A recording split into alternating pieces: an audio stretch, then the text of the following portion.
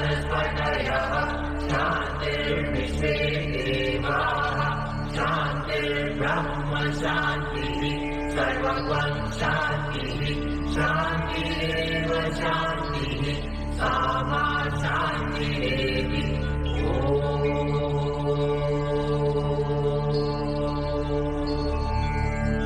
शान्तिः शान्तिः शान्तिः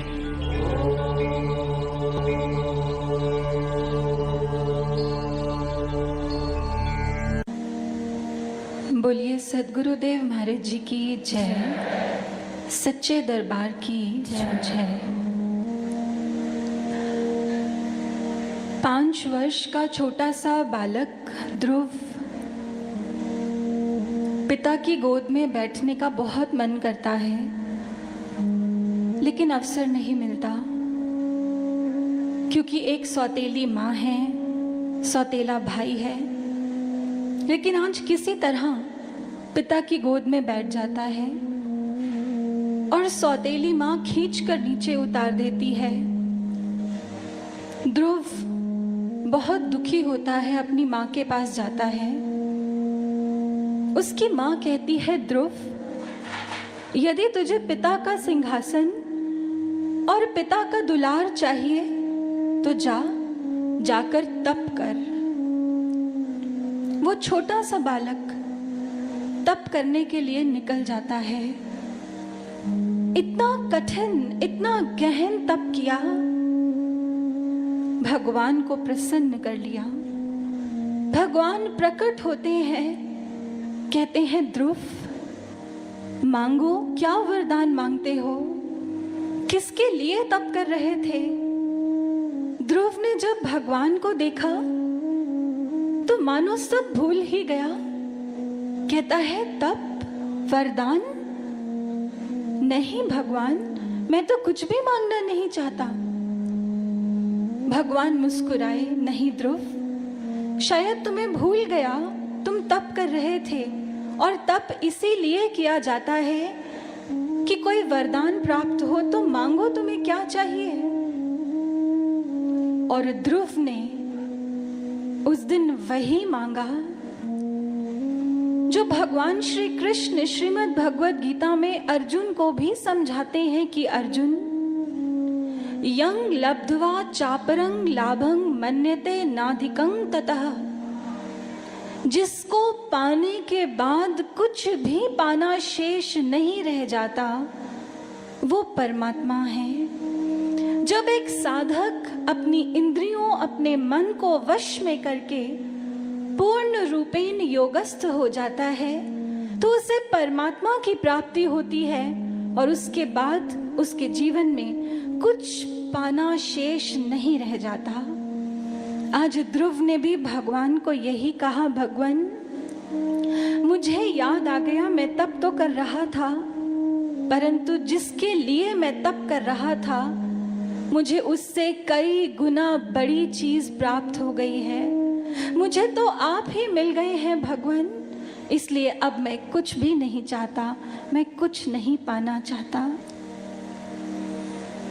महाराज जी ने ये वचन कहे थे कि एक समय आएगा मैं अलोप हो जाऊंगा,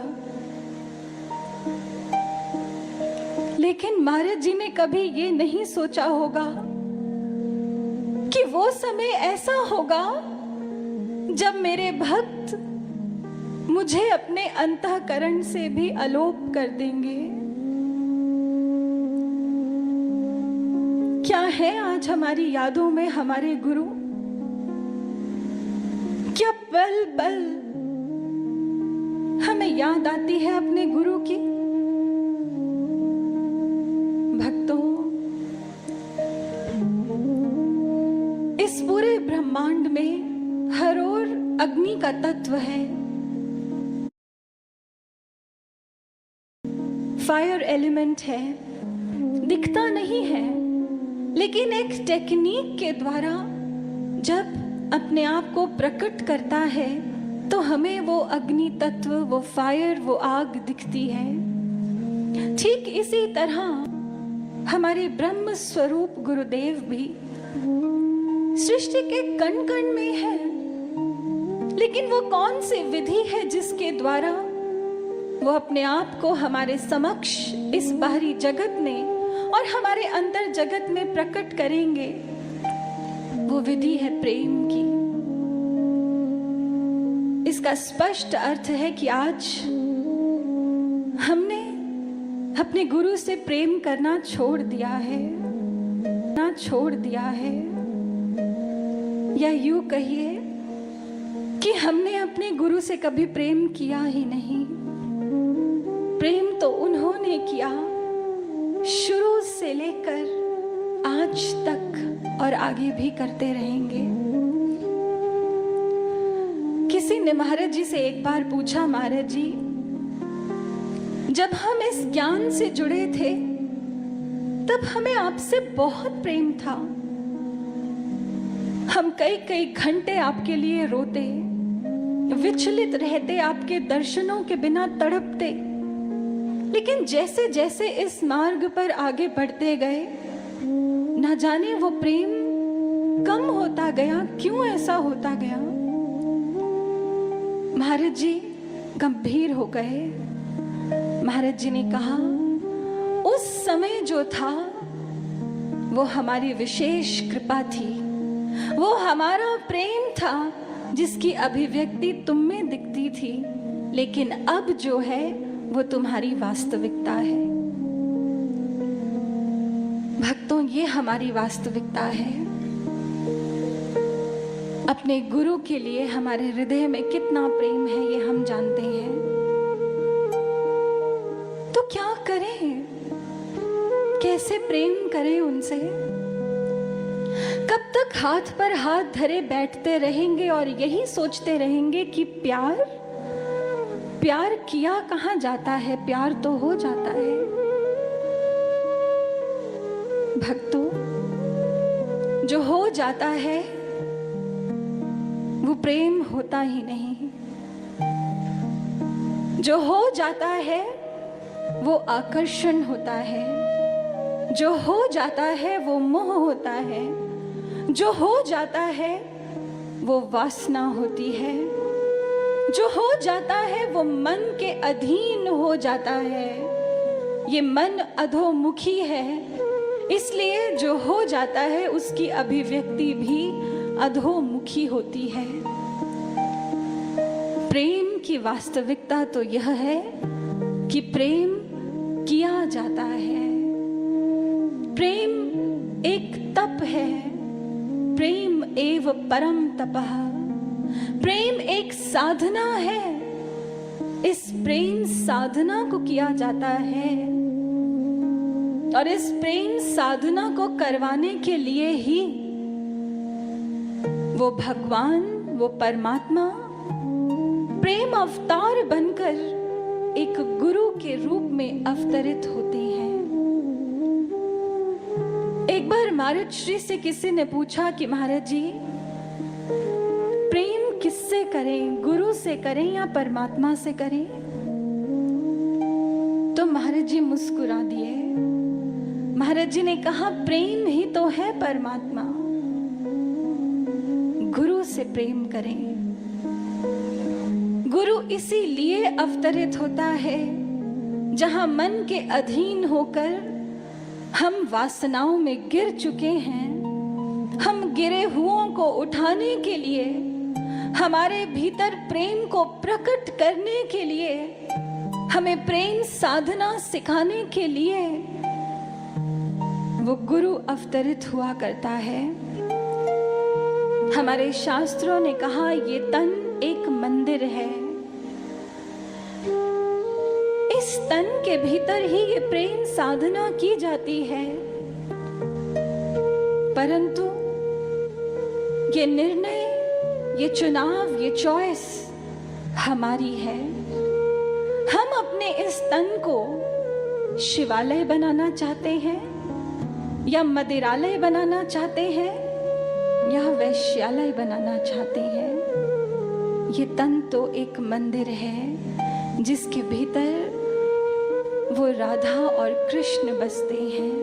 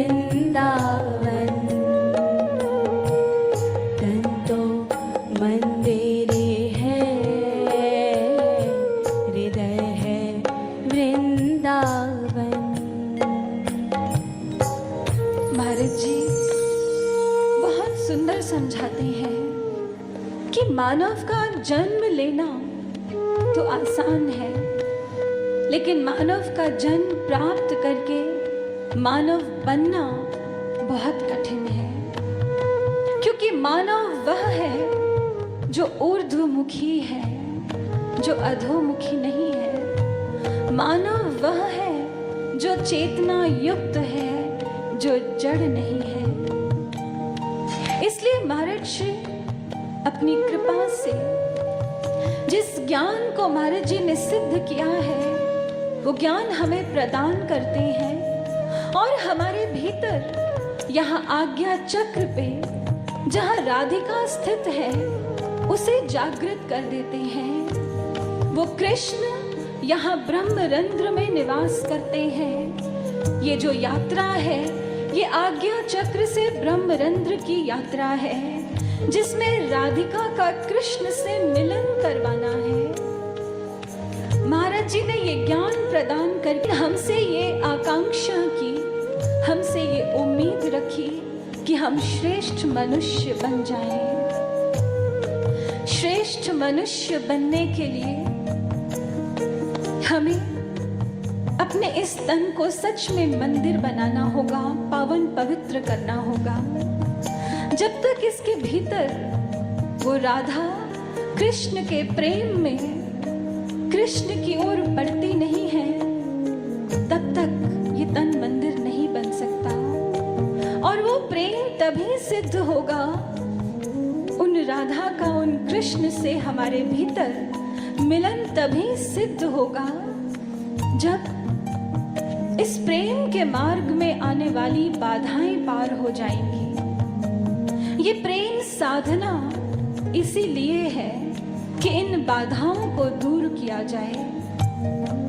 प्रेम मार्ग की बाधाएं कौन सी हैं? सबसे बड़ी बाधा है अहंकार। ये अहंकार आत्मा को परमात्मा से दूर करता है। ये शरीर अहंकार का सर्जन करता है और जब प्रेम प्रकट हो जाता है तो अहंकार का विसर्जन हो जाता है।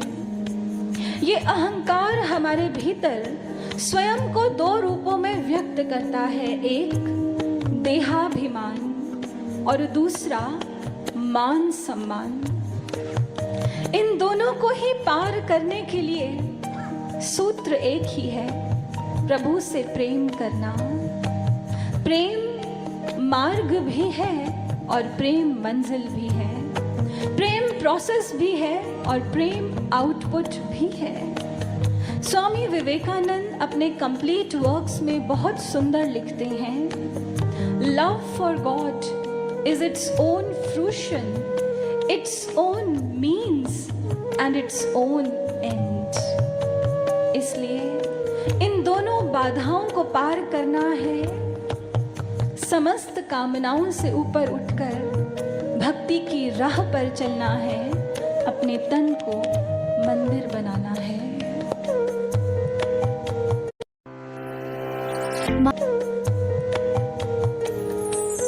कामना को त्याग भक्ति राह पे तो चल,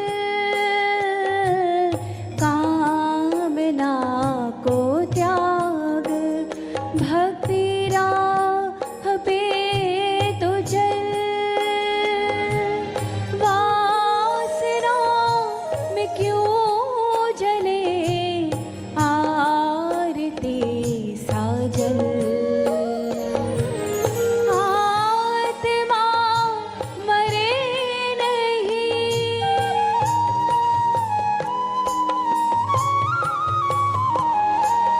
आत्मा मरे नहीं, तन का हो निधन, तन तो मंदिर है, हृदय है वृंदावन, तन तो मंदिर है, हृदय है वृंदावन। प्रेम मार्ग की बाधा अहंकार पहला स्वरूप देहाभिमान। ये देहाभिमान क्या है? अपनी चेतना को, अपने मन को, अपनी समस्त शक्तियों को इंद्रियों के अधीन कर देना, इंद्रियों सुखों में ही लिप्त रहना, उनके गुलाम बन जाना, अपनी सेंसेस के स्लेव बन जाना देहाभिमान है। इसलिए जब तक ये देहाभिमान है, ये एक बाधा है, प्रेम फलित नहीं हो सकता। जिन जिन जनों ने आज तक इस देहाभिमान को संग लेकर जो भी चले हैं, उनका अंत क्या हुआ है? रावण इसका सबसे बड़ा उदाहरण है। रावण का जन्म एक उच्च कुल में हुआ, ऋषि कुल में हुआ। रावण वेदों का ज्ञाता था। रावण एक सुपर साइंटिस्ट भी था।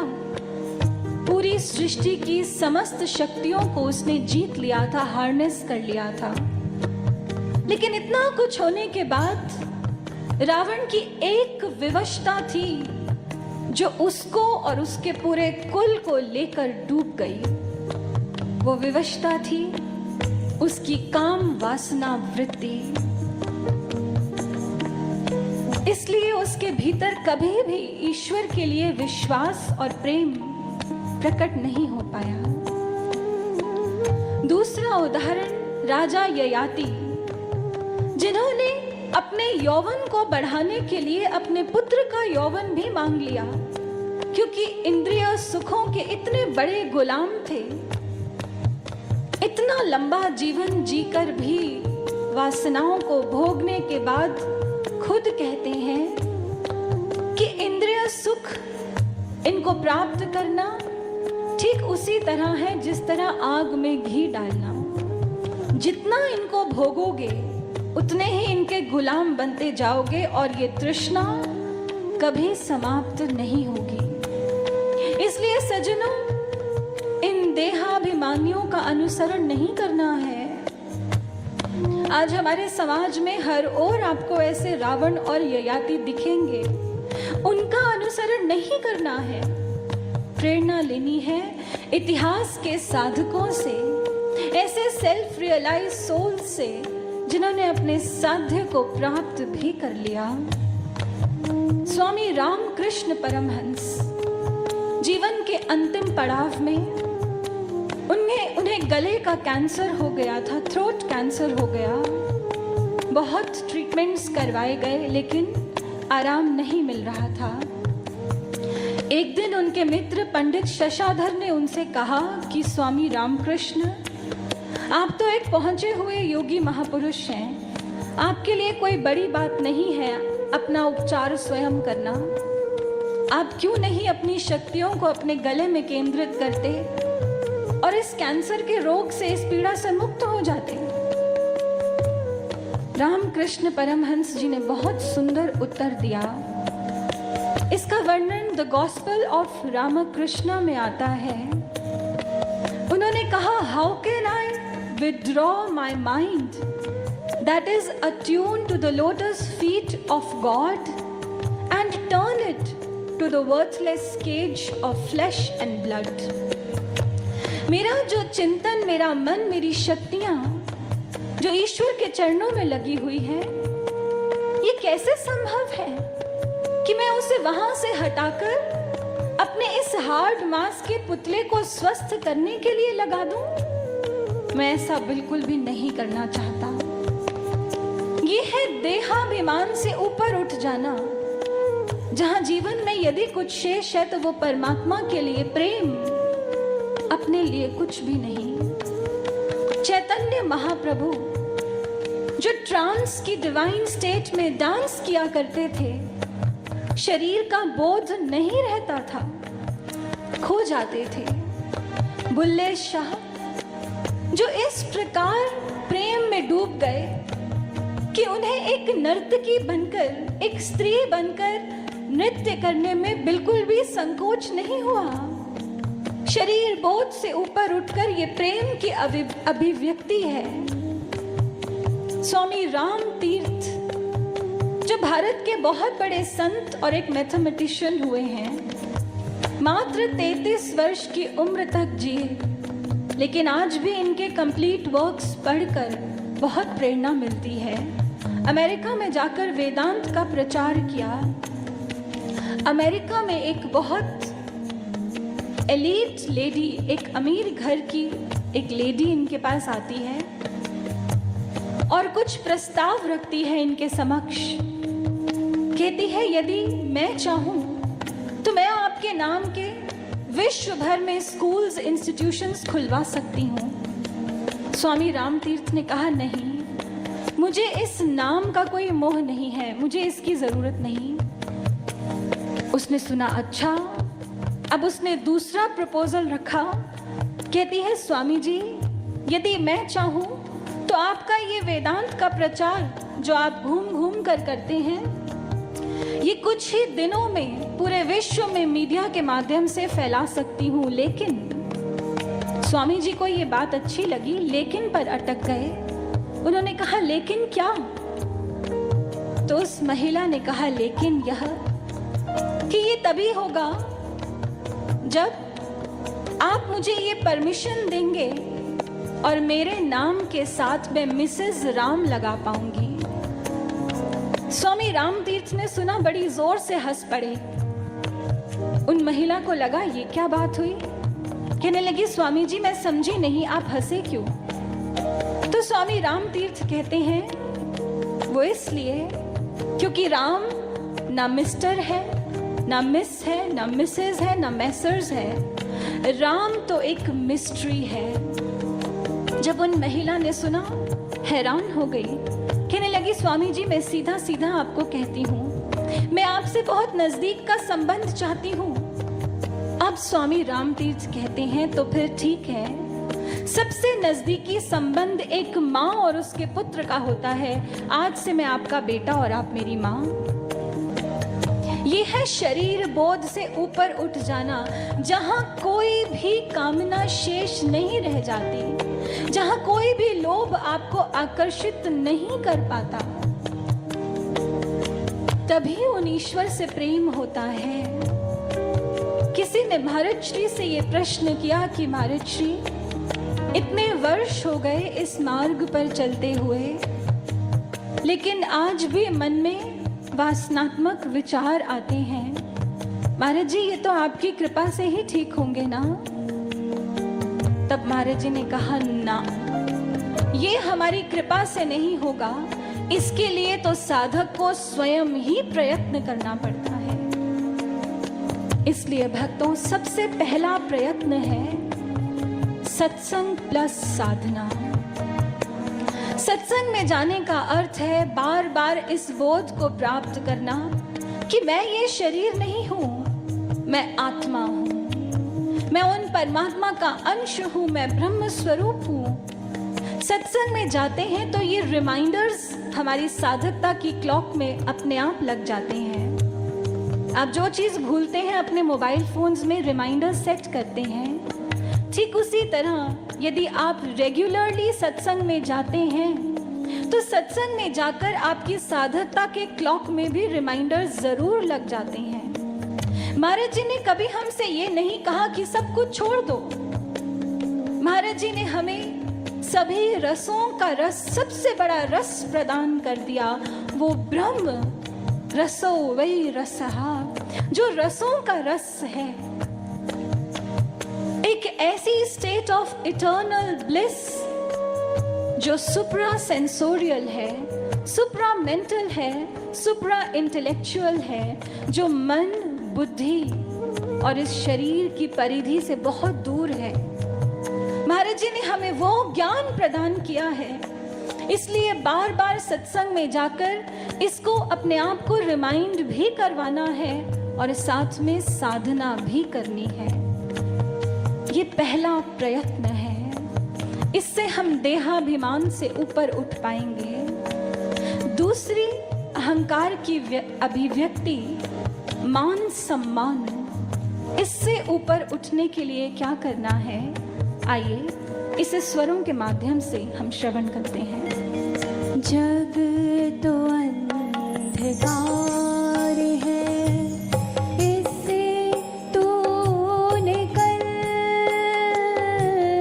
जग तो अंधकार है, इससे तूने कर ज्ञान का प्रकाश कर मूढ़ तो संभल। राधा कृष्ण के चरण में